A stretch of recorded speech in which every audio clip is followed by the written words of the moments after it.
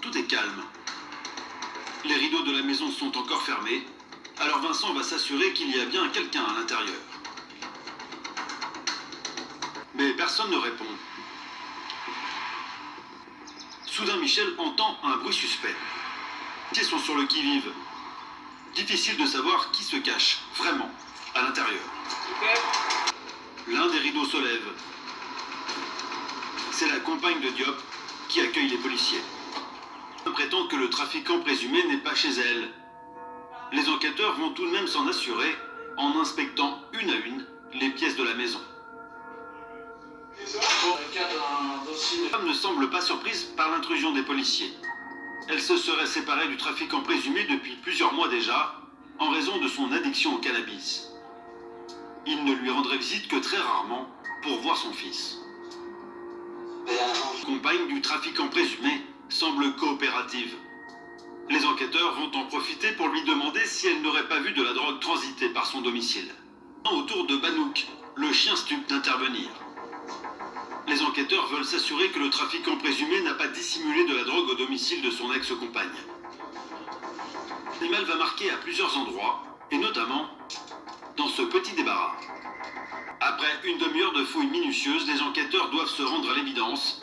Ils ne trouveront rien. En revanche, ils sont persuadés que ce local pourrait avoir servi de cachette aux trafiquants. Thierry a maintenant questionné la compagne de Diop pour savoir si le suspect gardait beaucoup de liquide à la maison. Les enquêteurs vont maintenant informer la femme du plan qu'ils comptent mettre à exécution. Surprise, elle comprend alors que les policiers sont venus arrêter chez elle son ex-compagnon. Mise devant le fait accompli, elle n'a pas d'autre choix que d'accepter leur présence. 10h30, le suspect doit arriver d'un moment à l'autre. Par le guet, et à l'intérieur, chaque enquêteur se positionne de manière à ne pas se faire repérer. Le temps de rassurer l'ex-compagne, c'est elle qui devra ouvrir la porte au trafiquant présumé. Va-t-il vraiment venir? Les enquêteurs retiennent leur souffle. Le suspect a été aperçu aux abords de la maison. Il n'est pas en voiture, mais à pied. L'homme n'est plus qu'à quelques mètres du domicile. Le suspect est à terre, sonné. Il ne s'attendait pas à être accueilli par une horde de policiers. C'est enfin l'homme qu'il recherche depuis plusieurs mois. Est immédiatement saisi. Puis, les enquêteurs décident de fouiller le suspect. Et dans l'une de ses poches, ils vont faire une belle découverte. Il est emporté avec lui 3 barrettes de résine de cannabis. Les enquêteurs continuent leur fouille avec le sac du suspect, et très vite, ils tombent sur une somme d'argent conséquente. Les enquêteurs tenteront de le déterminer pendant les auditions. Le suspect avait également sur lui 3 téléphones portables. Les enquêteurs espèrent pouvoir en exploiter les données. De rejoindre le commissariat.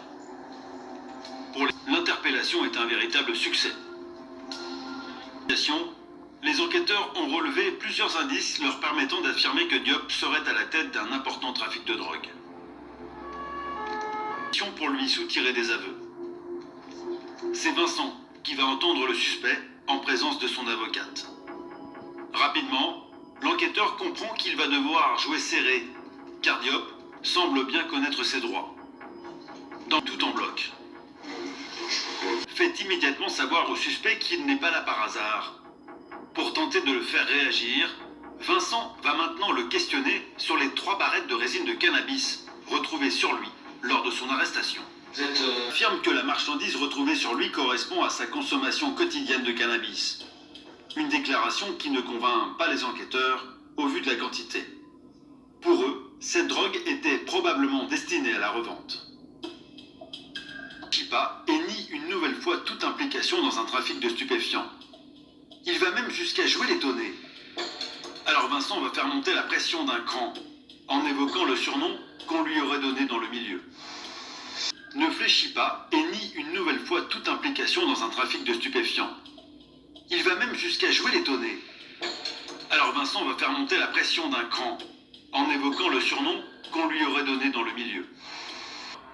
Diop reste inflexible. Pour lui, il y aurait terreur sur la personne. Alors les enquêteurs vont essayer de l'interroger sur un autre volet, celui de l'argent. Ils viennent les 500 € trouvés sur lui ce matin. Vous avez été chercher. Pas réponse à toutes les questions.